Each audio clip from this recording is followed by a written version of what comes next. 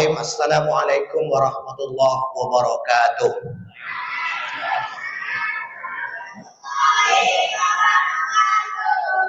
Panjang saya. Alhamdulillahirabbil alamin wal aqibatu lil muttaqin wala udwana illa 'alal zalimin. Puja syukur kepada Allah. Alhamdulillah doa kita dikabulkan oleh Allah. Apa doa yang sering kita ucapkan?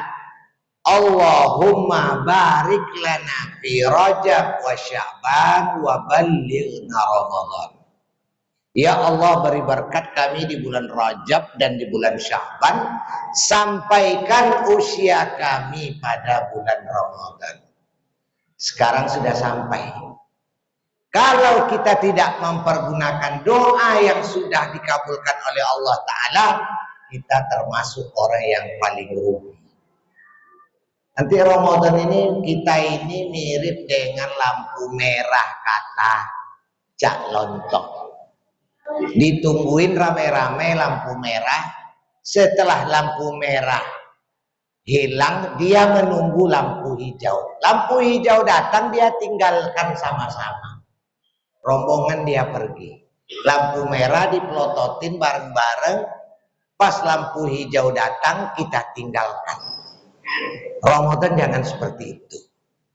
Justru itu doa kita dikabulkan oleh Allah Ta'ala. Itu yang disebut dengan bawa balighna Ramadan. Sampaikan usia kami di bulan Ramadan. Alhamdulillah kita sudah berada di Ramadan, malam yang ketiga. Kenapa dinamakan malam ketiga? Karena pergantian tanggal di dalam bulan Hijriah itu bergantinya pada maghrib, bukan tengah malam. Jadi tanggal itu berganti dalam Islam adalah di maghrib. Siang berganti dengan malam di maghrib. Matahari berganti dengan bulan di maghrib. Gelap pun datang, hilanglah terang di maghrib juga. Kita punya lampu dekat rumah yang pakai otomatis. Dikala matahari sudah hilang, dia hidup secara otomatis. Bukan di tengah malam. Selama ini kan di tengah malam pergantian yang kita tahu. Yang benar itu pergantiannya adalah di maghrib. Makanya orang di maghrib itu disambut dengan ibadah. Sholat maghrib. Bukan melihat sunset. Matahari tenggelam di dalam lautan.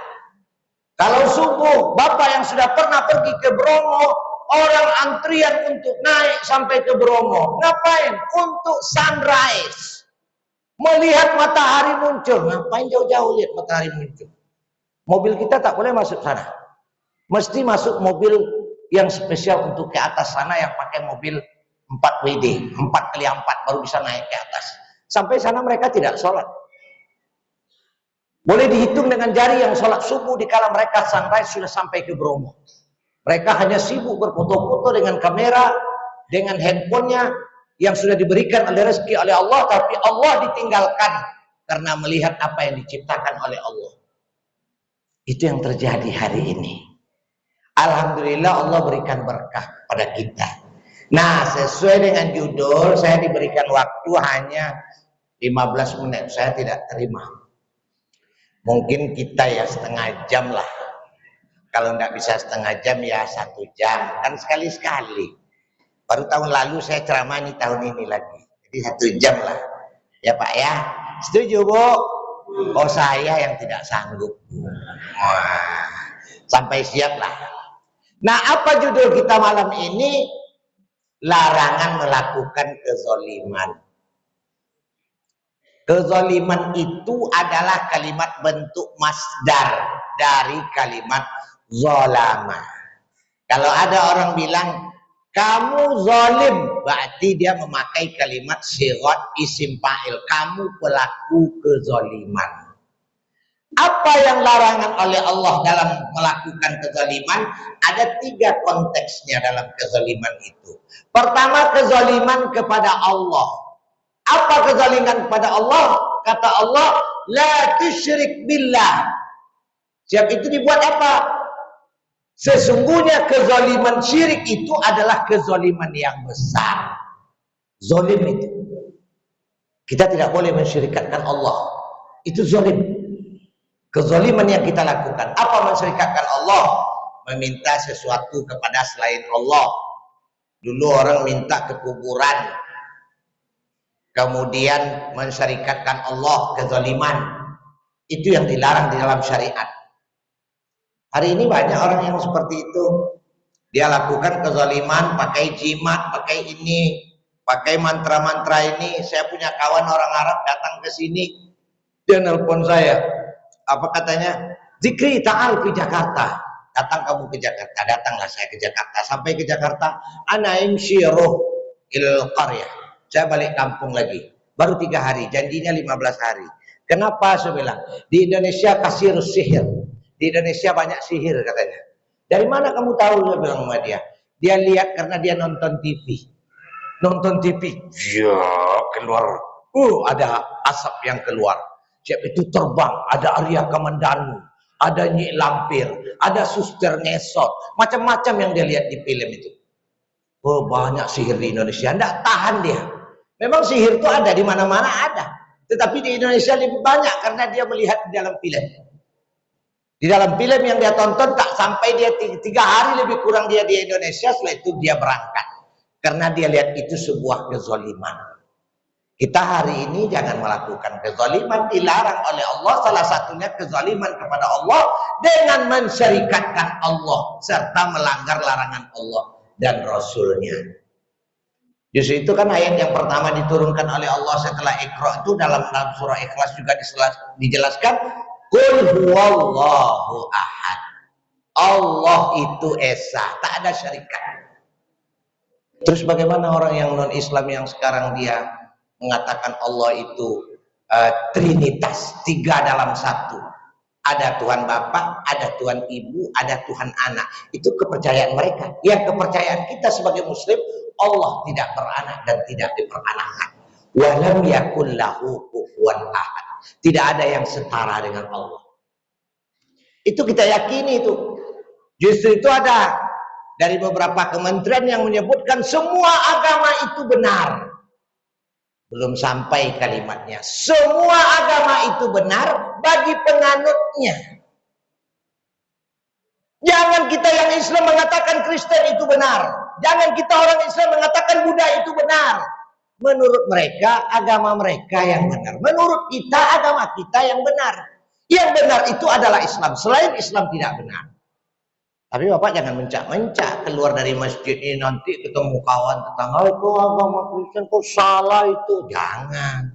Bertinju apa dengan dia? Ditinjunya kita. Biarkan mereka dengan agama mereka. Kita dengan agama kita. Kalau sudah menyangkut akidah, menyangkut ibadah, Allah sudah jelaskan. Lakum dinukum waliyadin. Bagimu agamamu, bagiku agamaku. Yang benar di kita, Islam itu yang benar. Selain Islam tidak benar. Makanya kalau ada statement sekarang dari pemerintah pun membuat kadang-kadang bahwa semua agama itu benar. Tidak. Semua agama itu benar bagi penganutnya. Jika itu kita lakukan, itu sudah kezaliman kepada Allah. Makanya kita dilarang melakukan kezaliman. Salah satu kezaliman yang dilarang oleh Islam itu adalah kezaliman terhadap Allah dan Rasulnya. Apa itu? Dengan tidak mensyirikatkan Allah dan Rasulnya. Jadi kalau dihitung-hitung, yang Nabi ini benar, memang kalau dari Nabi terpakai mulai dari Nabi Adam sampai Nabi Muhammad ajarannya sama. Makanya kita ada yang puasa hari ini puasa Nabi Daud. Karena ajarannya sama. Puasa Nabi Daud hari ini puasa besok tidak, hari ini puasa besok tidak. Itu ajaran Nabi Daud. Kok dipakai lagi? Memang disempurnakan oleh Islam. Islamlah penutupnya. Makanya disebutkan oleh Allah dalam Al-Quran, Inna dina indallahil Islam. Yang ada di sisi Allah hanya Islam. Wa may yabtaghi ghairal islami dinan, siapa yang mencari agama selain Islam, falay yuqbala minhu. Dia tidak akan diterima, tapi prosesnya nanti di akhirat. Di dunia kita bertaruh untuk mengisi Ramadan yang sedang kita lalui hari ini. Itu kezaliman kepada Allah. Kezaliman yang kedua adalah kezaliman kepada sesama manusia. Apa yang dilarang dalam Islam kezaliman sesama manusia? Zalim kepada orang, mengambil hak orang, ribah orang, kemudian karena manusia ini kalau dihitung-hitung lebih kejam dari binatang. Kenapa saya katakan gitu? Harimau pas menangkap, kalau diambilnya tangan manusia, tangannya saja yang dimakan. Kakinya masih ada, kepala masih ada, tangan yang satu lagi masih ada. Kalau manusia hari ini membunuh lebih dahsyat. Dia pakai mutilasi. Tangannya lain lagi, kakinya lain lagi, kepalanya lain lagi. Lebih kejam. Lebih kejam. Makanya tak salah Allah katakan, laqad khalaqnal insana fi ahsani taqwim, tsumma radadnahu asfala safilin. Kemudian akan kami kembalikan kepada derajat yang paling rendah. Kenapa? Karena kezaliman yang dia lakukan. Kita wajar aja lah, maaf cerita, kalau selain kita manusia, mereka berkelahi wajar. Karena mereka tak punya akal. Kalau kita berkelahi tidak wajar. Tidak wajar. Yang lucunya, yang tidak wajarnya itu apalagi dengan tetangga yang akan menyelamatkan kita dikala terjadi sesuatu. Yang lucunya lagi, kezaliman itu pun terjadi dikala memperebutkan harta. Beradik kakak pun sampai tidak akur karena merasa dizolimi oleh abangnya, dizolimi oleh adiknya. Kezaliman juga karena masalah harta warisan. Bukan harta pribadi, harta warisan. Orang menganggap hari ini harta warisan itu harta dia. Padahal harta warisan itu warisan sebelah orang tua meninggal menjadi tambahan buat kita, bukan modal kita. Bukan itu jadi dasarnya. Yang dasar itu harta kita, kita berusaha. Kadang-kadang berkelahi adik kakak karena memperebutkan harta, mereka saling menzolimi. Harta itu pun harta warisan dari orang tua. Kadang-kadang orang tuanya belum meninggal, harta udah diperebutkan. Kenapa itu terjadi? Karena kita semakin hari semakin jauh dari tuntunan syariat Islam. Justru itu kezaliman dilarang dalam apapun segala lini. Baik itu kezaliman kepada Allah dan Rasul maupun kezaliman itu terjadi antara kita sesama manusia. Makanya kalau orang melakukan kezaliman itu, wajahnya sudah tidak bercahaya lagi. Hilang cahaya wajahnya karena kezaliman terlalu banyak dia lakukan. Sama dengan kita. Itu manusia dengan binatang pun kita dilarang dalam syariat. Bapak pergi naik mobil, ketemu biawak nyebrang jalan, jangan digilas. Itu zalim. Biarkan aja dia lewat. Biarkan aja dia lewat. Ke binatang itu. Semut juga gitu. Makanya salah satu dalam syariat itu, dalam Islam itu, jangan pipis di lubang semut. Itu dilarang kita pipis di lubang semut. Karena itu zalim. Menurut kita memang buang air kecil, tapi buat semut itu sudah tsunami. Busuk lagi. Udah makan jengkol. Zalim kita. Jadi kezaliman itu luas. Jangan melakukan kezaliman luas. Bisa kepada manusia, bisa kepada binatang, bisa kepada tumbuh-tumbuhan. Makanya pembagiannya ada zalim kepada Allah dan Rasul, ada zalim kepada sesama manusia, ada zalim itu terjadi dengan lingkungan dan alam kita. Itulah yang terjadi musibah di 3 daerah yang ada itu. Sumatera Barat, Sumatera Utara, Aceh, itu kezaliman. Kezalimannya datangnya dari mana? Kalau tidak terjadi yang namanya penebangan hutan secara liar, tidak akan nampak kayu yang seperti itu. Itu pun kayu pun dipertanyakan oleh orang. Ini kayu ini dari mana? Udah jelas penebangan liar. Dengan mata nampak. Rumah kalau kita lihat kondisi begitu tuh hilang, tidak ada yang bisa diharapkan. Justru itu tidak salah Allah katakan zaharal fasadu fil barri wal bahri bima kasabat aydin nas. Nyatalah kerusakan baik itu di darat, di laut karena ulah tangan manusia. Hari ini baru terasa. Oh ini rupanya sibuklah pemerintah mencabut izin hutan ini, izin hutan itu, karena sebelumnya tidak ada kajian. Yang penting dulu ada buah tangan, keluar izin. Hari ini kan begitu.